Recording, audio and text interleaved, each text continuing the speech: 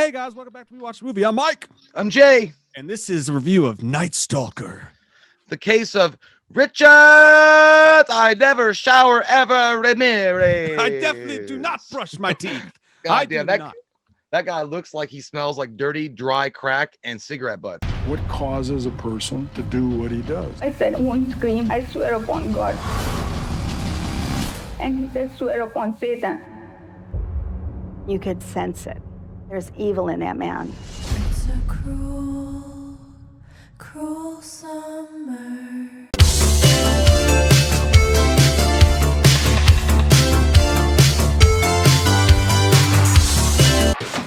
Shit! Hey, Like fuck 100%. wiping. Fuck brushing, I mean, not fuck wiping. He probably didn't wipe either. He seems like the type that wouldn't wipe. You know what I mean? So on that note, coming out on Wednesday, guys, is Night Stalker, The Hunt for a Serial Killer on Netflix. So make sure you check it out because it's awesome. It's really done well. It's a 4-part, if you don't know, it's a 4-part true doc series. And I think it's going to be like the next big, like hot true crime thing because it's good. And what was unique about this particular documentary is it's from the detective's case, and it starts at the very beginning and it goes all the way through in 4 episodes, 45 minutes per episode to catch Richard Ramirez. There was no pattern. Anyone could be a victim. He went after old people, young people, men, women. It's unheard of. We've never encountered anybody like that in criminal history. So it's not just from the perspective. Normally when you get a documentary about a serial killer, it's like an hour and a half or whatever, and it's like little tiny tip. This goes fucking deep, real detailed. Yep.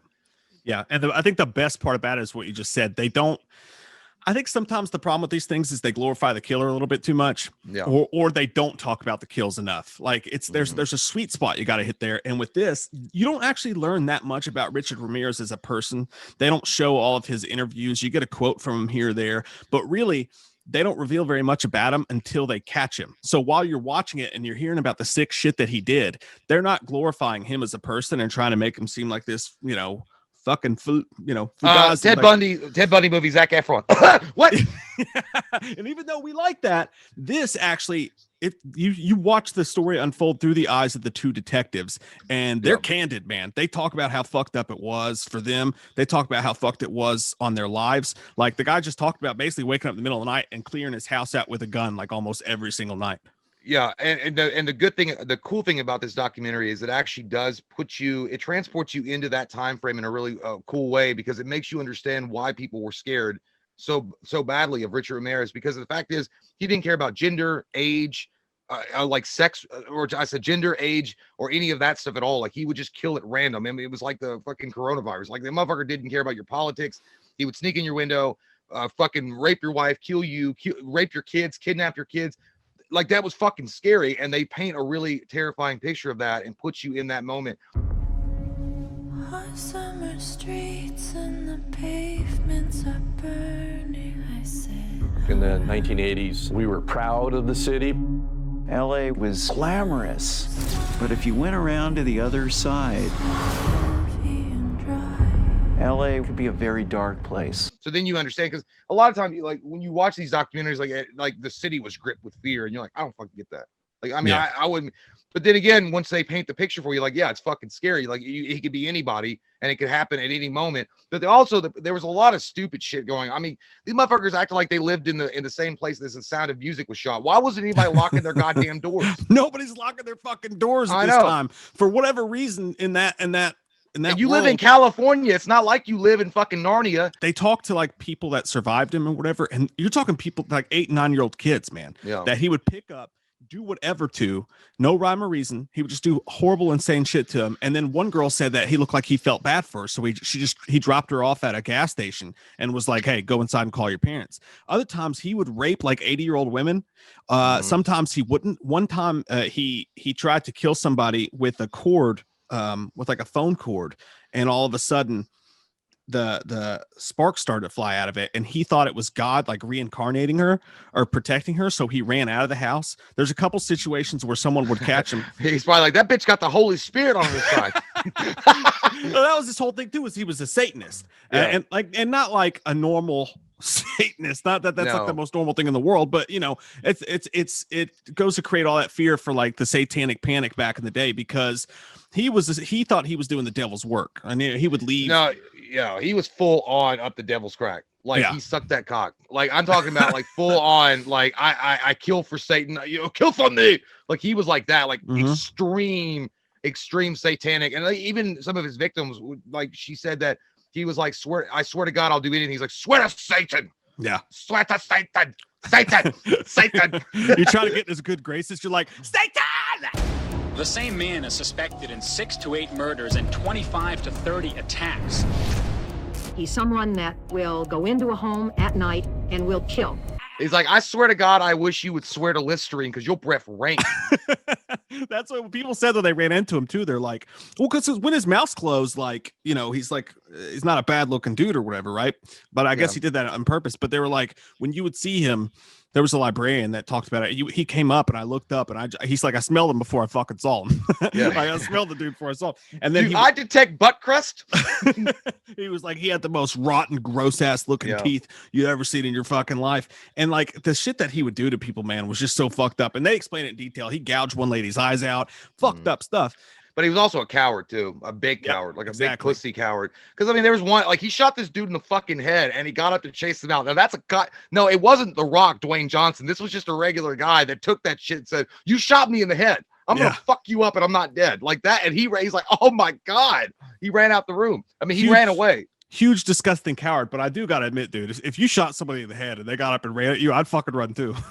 Dude, I would Batman smoke out of the situation. I'm talking about I would just disappear into the wall. But no, yeah, then again, it does a really good job of not glorifying him, which I gotta admit, there's a lot of these serial killer documentaries or serial killer movies that are based on their villainous acts that do go a long way to almost make you feel bad for him. And they don't do that at all. Like they showcase him as a coward, as a disgusting piece of filth. And that's what he is. And that goes for Ted Bundy. That goes for Dahmer. That goes for all those guys. They were disgusting human filth. But I just watched the other night, My Friend Dahmer. And, look, the thing about that movie is it's not a bad movie, but, a lot of ways they almost paint him as like a victim of like high school bullying and shit like that. And I'm like, come on, guy. Like a lot of people grow up fucked up. Or like they have bad things happen to them, but they don't go out and kill fucking innocent people for no reason just to get their jollies off. So they don't do that in this, and I appreciate that. And these detectives are badass. Pressure was on to stop the madman that was doing all this. So we start trying to piece all this puzzle together. We were in for a roller coaster ride. It's the only time in my entire life that I slept with a gun. The humanistic element of that is, and they talk about it. The guy actually gets choked up a couple times. He talks about how they became like basically alcoholics because at the end of the day, like you're dealing with all this stuff constantly and all this pressure's on you that you're to the point where you're hoping the guy, almost hoping he kills again so that you can get another clue so that you can catch him. And he's like, we would end up going to the bar just about every night. And then like you're out all day long. You wake up, you work, and then you come home smelling like booze. He's like, it's got to have its effect on your family. And all that stuff, like, it's got to be like the truest thing ever, man. Like, I totally sympathize with him. And this thing went on for so long and so long and so long. You know who I fucking hated, dude? The media. Next to Ramirez, who's a big, disgusting piece of shit. And I'm glad he's dead, obviously. But after him, that fucking news anchor, dude. Fucking garbage. They were asking them to send on some information that they had come across that no one else had. But these fucking cunts wanted to have a, like, one-on-one interview or we're going to go public with it. I'm like, well, then I'm going to write you a fucking ticket for every time you do it, bitch. I promise you that every time you park wrong, you're going to have a ticket. But there's nothing you can do. And they were like basically having to beg them not to do it. But have a little decency about yourself. Yeah. Like, and don't be a cunt chasing fucking like ratings. Because that's what they were doing. The only clue they had for the longest time was this fucking shoe print. And they were genius about it. They went to the manufacturers of the shoe. We'll leave it for the documentary to explain how they figured it out. There was like only one pair of those shoes in Los Angeles. And it was really cool. It was called Avia. I never even heard of it. Yeah, Avia. That sounds like the commercial for Sega. He should get a shoe sponsorship when this shit's over with. I'm surprised they didn't do it, but that's the only clue they had. And obviously if he finds that out because he's watching the media stories about him, then he's going to switch shoes because this motherfucker never left a single clue, but everywhere he went, his fucking shoe was somebody. He left his shoe print in a chick's face. Look, this guy, I don't know, but look, the guy smells so bad. I'm sure, I don't know how there wasn't like a cloud of flies and gnats chasing after his dirty crack. Like, I don't know how you couldn't track him across the United States. The main chick at this news headquarters thing goes to him. She's like, well, if you don't want your information out, then I want a one-on-one interview. So these two cops trying to solve a fucking serial killer case, like going through all the shit they're going to, have to take time out of their day. This guy's probably killing somebody right now, and they have to take time out of their day to go sit down and do a one-on-one with her. And she was proud of that shit. Like, oh, and then at the end, she tried to make herself out to be a victim too. And I was like, shut the hell up. Yeah, those people I can't stand. I was like, look, they asked you very kindly not to do shit like that, and you did it anyway to get your ratings. And that's what she did, and that's what they do. I mean, goddamn, it was Greta Van Susteren on steroids running after a story. Yeah, but stop taking pictures of Ben Affleck, God damn it.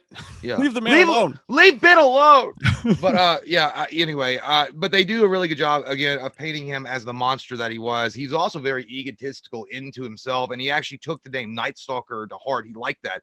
Like, he liked it to a point where he even referred to himself as, I'm the Night Stalker. Like, I mean, after he was doing it, he had to make sure he's like, by the way, I'm just gonna let you know, you getting raped by the Night Stalker. Hello. Like, he would do the Batman thing. He's like, say friends about me. Yeah, he's like, or fucking Death Row Records. He's like, holla, Night Stalker, raping you. I mean, I'm not trying to make a joke about it, because what he did was really disgusting, and he is a monster for and I'm glad Mike said he's dead. But what really just what it also paints is just the moronic fucking hysteria that followed when he was arrested. These bitches sending him photos of themselves half naked and like titties out and vaginas open and saying, take me, Richard, I'm yours, make me your victim. I was like, bitch, this guy's gonna eat your face. Like, and you know what the thing about it is, they show footage of it in the courtroom, and you can tell, like, dude, that guy's not fucking there. Like, his eyes and shit, he's not there. Yeah. Like, there's something real bad, like a mask, like the devil's eyes. Like, it really did feel like it was like that. And he has this horrible big grin, and he's missing all these teeth. He just stared at me like a killer clown. You know what I would do to those people, and not just the women, but the dudes who show up. Like, they showed up to the court case with like the satanic symbols on them. They're like, fucking Ramirez is metal, dad. Like, notice me, senpai. Notice me.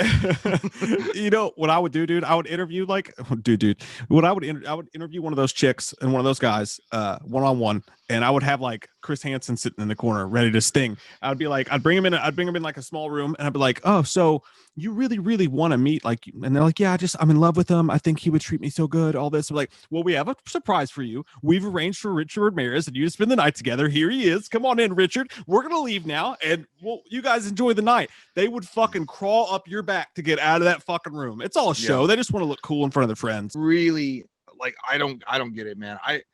I mean, I've seen serial killers that are women, and I mean, I don't get a boner when I look at them. Even if they were fucking hot, I'd be like, yeah, she's good looking, but she's a fucking murderous cunt. I don't want anything to do with her. Exactly. And I was married to one that wasn't murderous, but she murdered my soul. Hey, we don't even know. Man, it's probably a 9 for me. I quite enjoyed it. I liked it a lot. And the only reason why I'm gonna hold back a point is because I hate those fucking media people, and I hate them bitches. Like, I got it. I mean, I don't know, just out of principle, but yeah, it's a great show, man. It really is a wonderful show. I'm with you on a 9, man. I love the way it's presented. They have that kind of drive neon lights and music going on throughout it too, which is nice. They really capture that essence. It's filmed. I wish that had gone throughout when they were doing the chase. They had played that night call. That would have been dope. That would, but yeah. Richard drive all through the night and down the hill. So you were saying you're gonna give it a 9? Yeah, that's a 9. There's something about you. I think people are gonna appreciate a lot. Again, it comes out on Wednesday on Netflix, so make sure to check it out. You got anything else, Jay? No. But I mean, do it. I would say, like, if you want to be a serial killer, wash your ass. Take a bath. Just wash your ass. Like, Jesus Christ. Like, you're nasty as fuck already, but wash your ass. Yeah. Brush your teeth. Have some professional pride in your work. You know, brush your fucking teeth before you murder people, at the very goddamn least.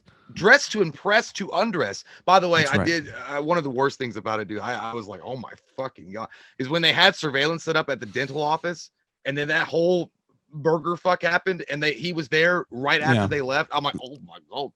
Yeah, go figure. By the way, the last place you thought you'd catch Richard Ramirez would be the fucking dentist, and by God, there he fucking was. And that's where we got the movie The Dentist, the horror movie. Hey, do us a favor, click the like and subscribe button, all that good shit, because if you don't, you'll never see us again. YouTube will keep us hidden under their pillow at night like the shitty tooth fairy. Me and Michael have to go to Parlor. Yeah. We love your fucking faces, guys. Thanks for watching.